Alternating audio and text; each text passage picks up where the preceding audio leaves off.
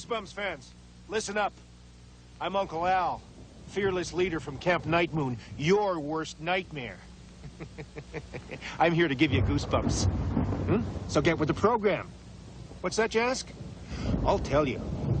Scholastic's Goosebumps by R.L. Stine is the most popular book series in the world. Now let's get on with it.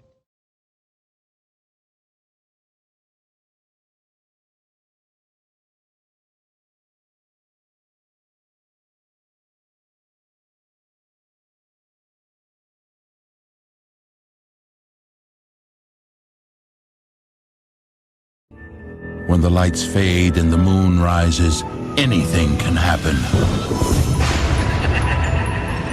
The world becomes a carnival of shocks and chills.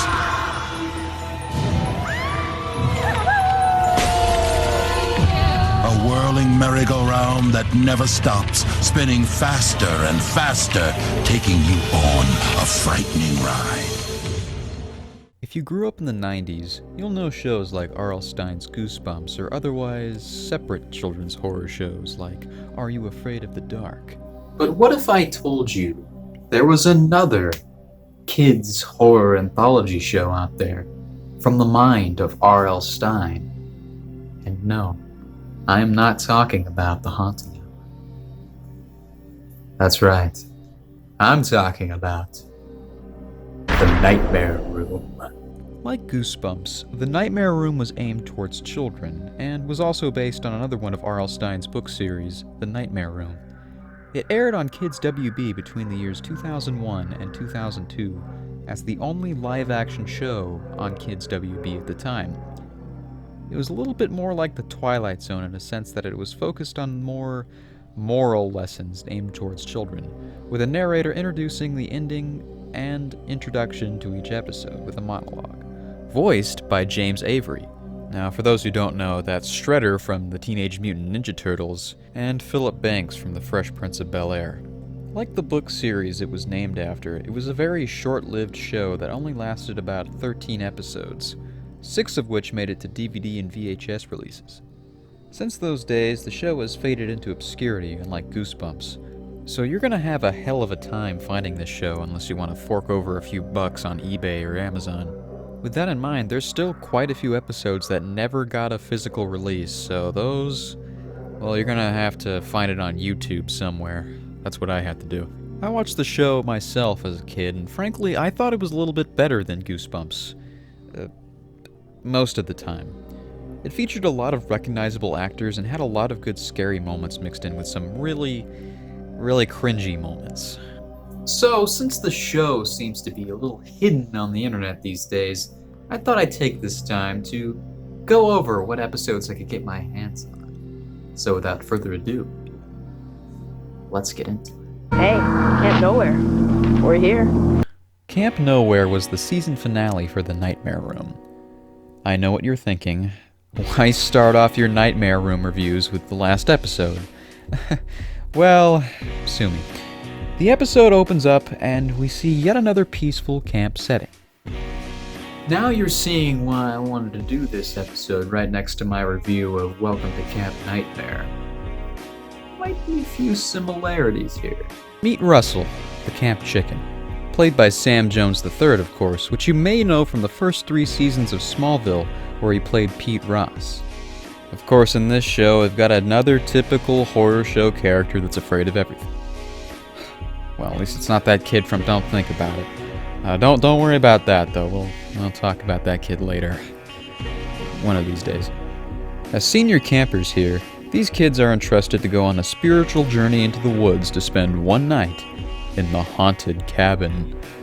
The camp counselor Ramos talks about it as a spooky journey in which very few have returned. But the older kids see right through this, seeing it only as a joke. Except for Russell. That night, Russell nervously heads to bed after being told about a kid who disappeared.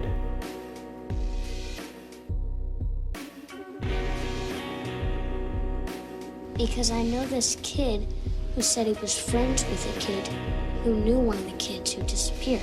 His name was Scott Murphy. And you know what's really weird? his parents get mail. What are you, 4? This is an unimportant plot point. You're never gonna hear about this ever again. The next morning, the cabin wakes up to find a strange warning chiseled into the floor. You'll never return. How somebody could have done that, I have no idea. Must have been a ghost, right? Also, before I continue, this show really likes its sound effects. And I mean really likes its sound effects. It's chiseled. Ignoring the creepy messages, the kids follow Ramos out into the woods to head on their journey to the haunted cabin. Well, guys, I guess I should take this time to introduce the characters we've got in this episode.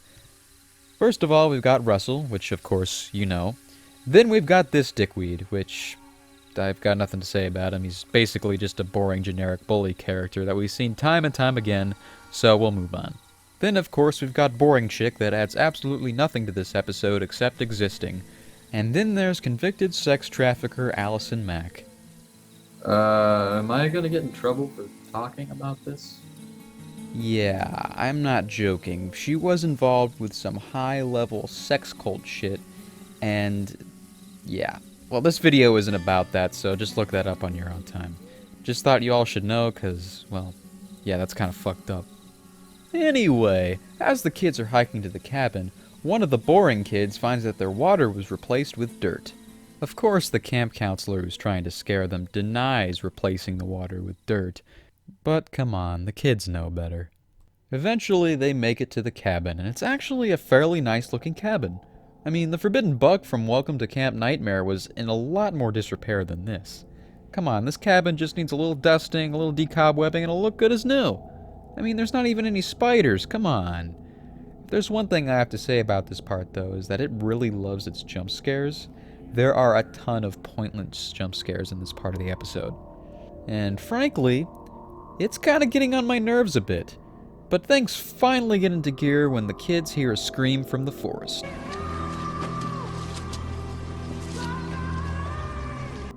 Thinking it's Ramos, they run straight into the forest and find nothing but a torn shirt and his walking stick left behind.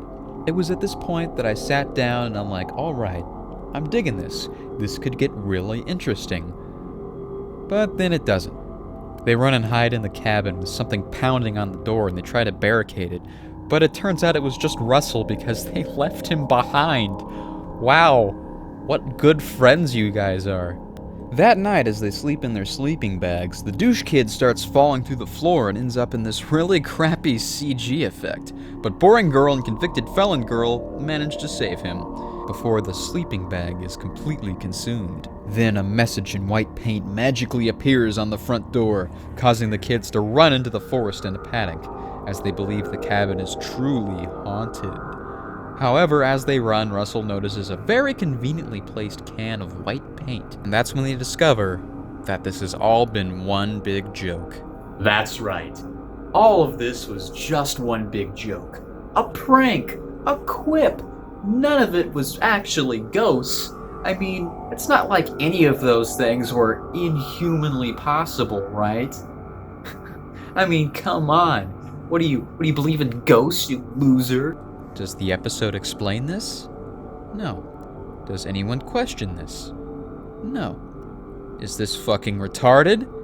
Hell yes. So, to get revenge, the kids decide that they're gonna prank their counselors and fake their death. Boy, that sounds like a good idea. Let's do that. But as the counselors discover the trash cabin and run to the forest looking for the missing campers, the forest begins to change. Our protagonists emerge once more from the cabin to find that everything is different. It's as if they entered some sort of alternate world or something. The episode doesn't really explain this super well. Like, I have no idea what happened here, but it just kind of happened. I kind of want to know how they ended up here, but yeah, we're not getting that. It just happened, I guess. Still, the concept is interesting, and I think I'm getting invested in this again.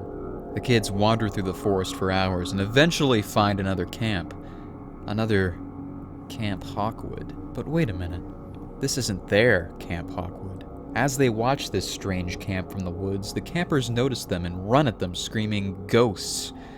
The episode ends as Russell and his friends are enveloped in a strange, weird, hazy effect that looks super lame, and Russell begins to question if they actually died. To be continued. Then we get to part 2, and that's when things actually get interesting, because so far part 1 was complete trash. The kids are chased into the camp where they meet the head of the camp, Uncle Brian, played by stand-up comedian Kevin Meaney. We find out that Russell and his crew are being called ghosts because, well... That's our word for spies. Yeah, that makes sense. Turns out this is the sister camp to Camp Hawkwood, and nobody knew about it, well, just 'cause. Uncle Brian promises to call the kids' real camp and tell them that everything is going to be okay. As Russell and his friends explore the camp, they notice that a lot of the kids here are a bit out of date with the times, including Malcolm in the Middle here, who takes a 30-second cameo in this episode before disappearing forever. I'm not joking, we literally never see him again. Michael Jordan. Never heard of Michael Jordan? No, I like the popular guys. You know, Jerry West, Elgin Baylor, Wilt. But those guys, they haven't played since... Who's the president of the United States right now? Lyndon Johnson. Right. Something is off with this camp, and right as Russell and his friends try to put everything together, one of the kids, Drew, from the camp, walks up to them and promises to give them answers. Fun fact, this kid is played by actor Dan Bird, who you may know from movies like Easy A or one of my favorite movie remakes of all time, The Hills Have Eyes. Drew tries to warn the convicted felon and boring girl about how Uncle Brian isn't what he seems to be, but is cut off by Will, the creepy counselor. Meanwhile, Russell, fed up with things taking so long, decides to contact the real Camp Hawkwood by himself, but unfortunately, the phone appears to be Dead. Congratulations. You were right. Boy, doesn't this seem very similar to a specific episode of another TV show? I'm Uncle Al, fearless leader from Camp Nightmoon, your worst nightmare. While wandering the camp, Russell hears screams coming from a local bar that's quickly denied by the camp counselor Will from earlier. He eventually makes it inside with the other kids from his group and finds that Drew is locked in a cell. Drew informs the kids that in reality, they are all prisoners of Uncle Brian, and no one can really leave. However, he promises that he can help them escape if they let him out, which they eventually manage to do. However, their escape does not go unnoticed. It's here where we get a little So it's true? We really are prisoners? Not just you. We're all prisoners. It's here where we get a little short exposition from Uncle Brian. You see, this isn't really a ghost camp per se, it's more of a camp caught inside of a time warp. The camp was built in the 60s on old tribal land. The tribal spirits grew angry with the camp and threatened punishment, but Uncle Brian saw differently. I made a deal with the spirits to spare all our lives. What kind of a deal? Under their spell, we would disappear. All of us. Except for 1 weekend of summer. Meaning tonight, we'll be gone again. And so will this entire camp. And everything just disappears. So that's why the kids we talked to didn't know anything new. Because they're all still living in 1966. But even then, we have to be very careful not to harm the land in any way. And everybody's okay with that? We have no other choice. Everybody knows that if we try to leave, the spell would be broken. Which is why what Drew did was so dangerous. So all they have to do is not destroy the land. Drew escaped! Well, that was short-lived. Drew escapes, and being unable to cope with being trapped in this camp for the rest of eternity, he spits on the deal and begins destroying the land. No! No! I'm through with this place! Don't, Drew! And no one stops him. Seriously, why is Russell the only one that actually does something? You guys have more at stake here, come on! Oh, yeah, and as punishment, the Indian spirits kill off Drew. Yeah, he's fucking dead.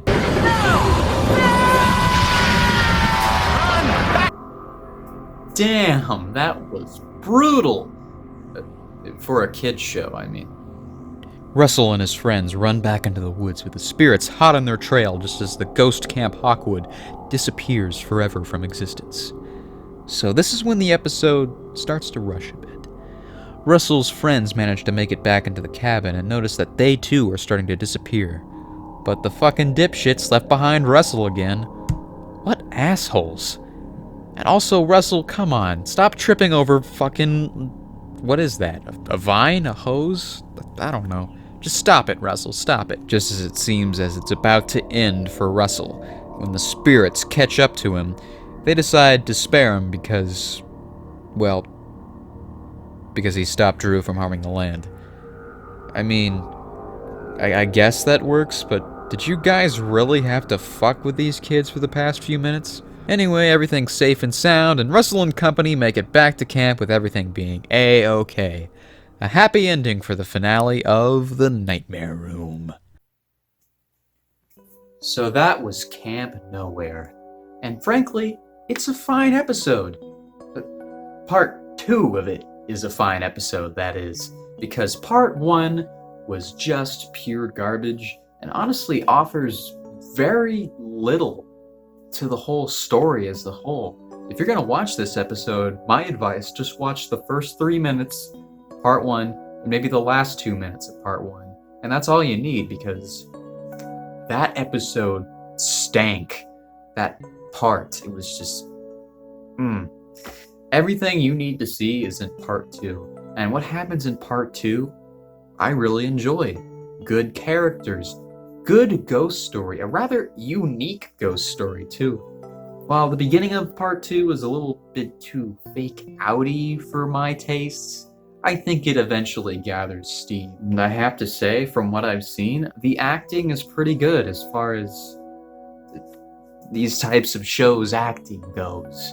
Because, you know, there's a lot of bad acting in these things. One problem I do have, though, are some of the characters. I mean, I like all the ghost kids, but my problem is with the main cast. There's too many. There's just too many. We got 4 kids, and one of them, the girl Erin, the script doesn't even use her at all. She's completely worthless to the story as a whole. You can take her out of the story, she has nothing. Absolutely nothing. Even a dickweed kid, you could take him out of the story, and frankly, he doesn't really add that much either. He's a little, he does this little back and forth with Russell teasing him, but is that really necessary for the story? I mean, frankly, we've seen this trope so many times, we could have just done without it. But then, of course, there's Allison Mack. She offers some sort of comfort for Russell. That's fine. But really, I think this episode would have been a lot better if it was just Russell in this. I think the scares would have been that much more entertaining. And I think they could have possibly built upon his character more, but when you think about it, it's just a kid's show, so kids probably wouldn't be that interested in it if Russell had nobody to work off of. But as an adult, I kind of want to see an episode done like this, or even a movie done like this with just Russell in this.